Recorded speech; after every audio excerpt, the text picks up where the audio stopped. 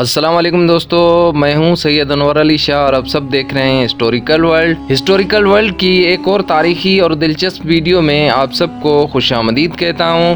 دوستو، Ertugrul Ghazi اس وقت پوری دنیا میں موضوع بحث ہے۔ پچھلے 5 سالوں سے ترکی، پاکستان، بھارت، عرب ممالک، یورپین ممالک، ویسٹرن دنیا اور امریکہ میں ارطغرل غازی کے کردار پر بحث ہو رہی ہے کہ ارطغرل غازی کون تھا، ارطغرل غازی حقیقت میں تھا یا پھر یہ ایک فرضی کردار ہے؟ کیا واقعی دنیا کی سب سے عظیم سلطنت خلافت عثمانیہ کا حقیقی بانی یہی ارطغرل غازی ہے اور اسی نے عالم اسلام کو متحد کرنے کا خواب دیکھا تھا؟ کیا واقعی یہ خانہ بدوش قبیلہ کے سردار نے دنیا کی 2 بڑی طاقتوں منگولوں اور صلیبیوں کی راتوں کی نیندیں حرام کر دیں اور ان کی اینٹ سے اینٹ بجا دی؟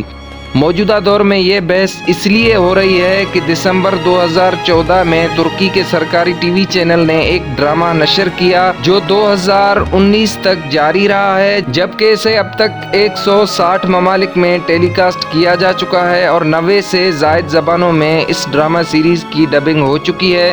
اس ڈرامہ کی شہرت کا منہ بولتا ثبوت یہ ہے کہ کئی لوگ اس ڈرامہ کو دیکھ کر دائرہ اسلام میں داخل ہو چکے ہیں۔ اس ڈرامہ میں دکھایا گیا ہے کہ کس طرح سے ترک قوم کے ایک مشہور قبیلہ کائی کا نوجوان سردار ارطغرل اپنے جانباز سپاہیوں کے ساتھ مل کر اسلام کی سربلندی، اپنی قوم اور قبیلے کی خاطر صلیبیوں، منگولوں اور دوسرے دشمنوں سے جنگ کرتا نظر آتا ہے۔ کئی مرحلوں پر ایسے واقعات پیش آتے ہیں کہ ان کے اپنے ان کا ساتھ چھوڑ دیتے ہیں، لیکن پھر بھی وہ ثابت قدم رہتا ہے۔ ارطغرل کی اس جدوجہد میں ایک مشہور بزرگ حضرت شیخ ابن العربی روحانی پیر کے طور پر اس کی بہت مدد کرتا ہے۔ مختصراً یہ کہ اس ڈرامہ میں اسلامی تہذیب و ثقافت کے ساتھ ساتھ ارطغرل کی زندگی میں کی گئی جدوجہد، اس کے خاندان اور کائی قبیلے کا پوری طرح سے نقشہ کھینچا گیا ہے۔ لیکن جو کچھ اس ڈرامہ میں دکھایا گیا ہے، کیا وہ تاریخ میں موجود ہے اور کیا واقعی حقیقت میں ارطغرل غازی تھا؟ آئیے دیکھتے ہیں تاریخ کیا کہتی ہے۔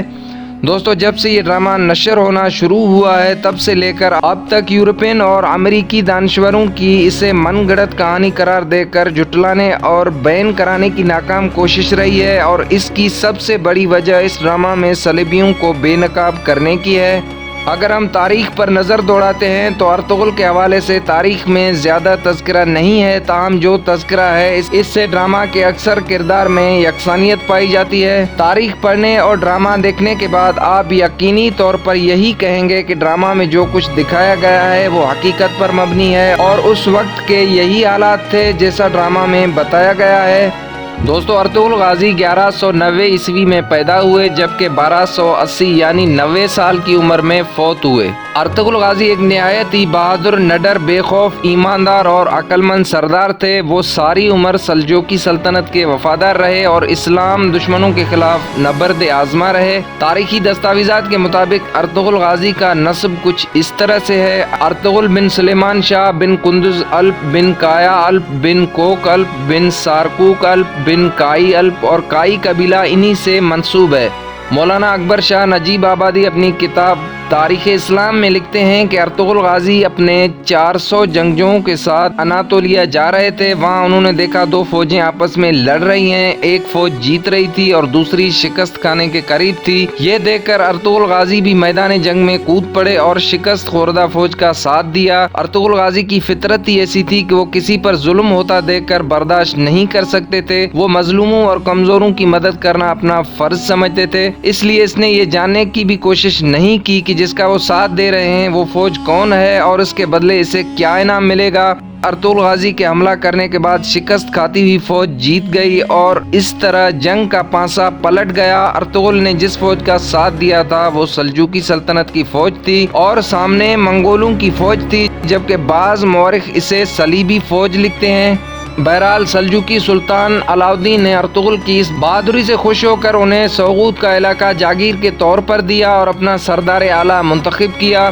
مشہور مورخ کیرولائن فنکل لکھتی ہیں کہ جس اناطولیہ میں یہ ترک قبائل پہنچے تھے وہاں بہت عرصے سے کئی نسلوں اور مذاہب کے لوگ آباد تھے، جن میں یہودی، آرمینیائی، کرد اور عرب شامل تھے، جبکہ اس علاقے کے مغرب میں ماضی کے مقابلے میں بہت کمزور بازنطینی سلطنت تھی اور مشرق میں سلجوق، جو اپنے آپ کو رومی سلجوق کہتے تھے، آباد تھے۔ جب 13ویں صدی میں منگولوں کے ساتھ جنگ ہوئی تو منگولوں کے ہاتھوں شکست نے سلجوقوں کو کمزور کر دیا اور وہ منگولوں کو نذرانے دینے پر مجبور ہو گئے۔ ماضی کی دو طاقتور حکومتوں کا اختیار ان کی سرحدوں کے درمیان واقع اس علاقے میں نہ ہونے کے برابر تھا، لیکن یہ علاقہ صرف جنگجوؤں کی آماجگاہ نہیں تھا بلکہ مہم جوئی کرنے والوں کے علاوہ یہاں وہ لوگ بھی تھے جن کے پاس جانے کے لیے کوئی جگہ نہیں تھی۔ دوستو، معتبر تاریخی حوالوں سے معلوم ہوتا ہے کہ ارطغرل غازی کا تعلق ترک قبائل کی شاخ کائی قبیلے سے تھا اور ان کا خاندان بیگ یعنی سردار کہلاتا تھا۔ یہ قبیلہ عقیدتاً اہل سنت والجماعت سے منسلک اور مسلکاً حنفی تھا۔ تاریخ کی کتابوں میں ارطغرل غازی کی زندگی کے حوالے سے اور ان کی سرگرمیوں سے متعلق زیادہ معلومات نہیں ملتی، البتہ ان کے بیٹے عثمان اول کے ڈالے ہوئے سکوں سے تاریخی طور پر ان کے وجود کی تصدیق ہوتی ہے۔ ان سکوں میں عثمان اول نے اپنے والد کا نام ارطغرل ضرب کروایا تھا، جبکہ جو 7 صفحات پر مبنی قدیم دستاویز ترکی میں موجود ہیں ان میں ارطغرل غازی کی صلیبیوں اور منگولوں کے ساتھ جنگوں اور جدوجہد کا تذکرہ موجود ہے۔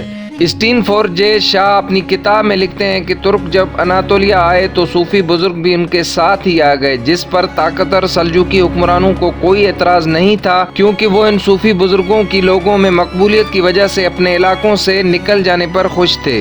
اسی طرح کئی مورخین لکھتے ہیں کہ ارطغرل غازی اسلام کی سربلندی کی خاطر جدوجہد کر رہے تھے۔ اس وقت کے تمام ترک قبائل سے ان کی سوچ الگ تھی۔ ایک عظیم مشن اور مقصد کے لیے وہ ترک قبائل کو متحد کر رہے تھے اور صلیبیوں اور منگولوں کے ساتھ لڑتے تھے۔ ان کی آرزو تھی کہ ایک عظیم اسلامی سلطنت قیام عمل میں آئے۔ اس کی زندگی میں تو یہ خواہش پوری نہ ہو سکی، لیکن وفات کے 10 سال بعد اس کے سب سے چھوٹے بیٹے عثمان اول نے ان کا یہ خواب پورا کیا اور ایک عظیم الشان سلطنت عثمانیہ کی بنیاد رکھی۔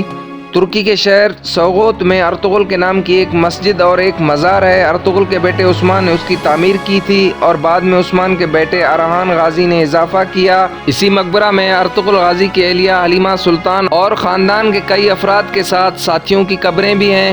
محترم ناظرین، ڈرامہ کے پلاٹ اور تاریخ میں درج واقعات کا جائزہ لینے کے بعد یہ بات واضح ہو جاتی ہے کہ ڈرامہ میں اور تاریخ میں کوئی تضاد نہیں ہے۔ ڈرامہ میں پیش کی گئی فکر و جدوجہد اور صلیبیوں اور منگولوں سے لڑائی حقیقت پر مبنی ہے۔ ارطغرل غازی ایک بہادر اور شیردل سپاہی جس نے عظیم اسلامی سلطنت کا خواب دیکھا اور وہ خواب پورا ہوا۔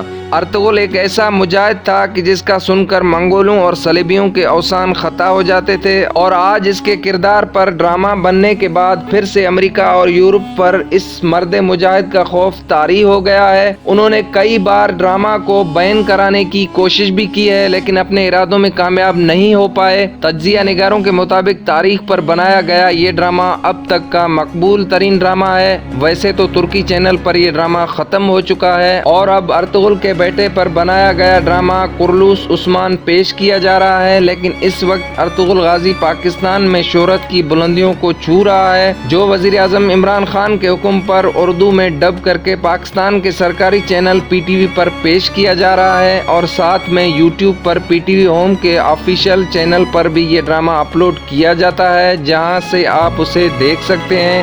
دوستو، آپ کو ہماری ویڈیوز کیسی لگتی ہیں کمنٹس میں اپنی رائے کا اظہار کریں، اور ساتھ میں ویڈیوز کو اپنے دوستوں کے ساتھ شیئر بھی کر دیں، اور ایسی ویڈیوز کے لیے ہمارے چینل کو سبسکرائب کر کے بیل کے بٹن کو بھی پریس کر دیں تاکہ آپ کو ہماری ویڈیوز بغیر کسی رکاوٹ کے ملتی رہیں۔ تو دوستو، ملتے ہیں آپ سے کسی اور ویڈیو میں، تب تک کے لیے اپنا خیال رکھنا اور مجھے دعاؤں میں یاد رکھنا۔ اللہ حافظ۔